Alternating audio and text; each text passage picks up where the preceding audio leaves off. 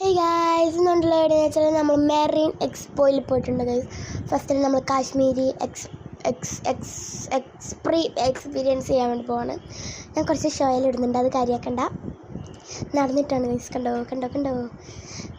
അപ്പോൾ ഗൈസ് ഇത് നല്ല തണുപ്പുണ്ടായിരുന്നു. പിന്നെ നമ്മൾ നടന്ന് ടണലിലേക്ക് എത്തി.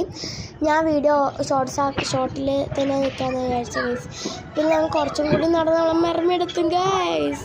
അപ്പോൾ ഗൈസ് അല്ല ഹലോ പോലെ ഗൈസ്, ഇതാണ് നമ്മളെ മെയ്ഡ് എന്ന് പറഞ്ഞാൽ നല്ല ഫ്രണ്ട്ലിയാണ്.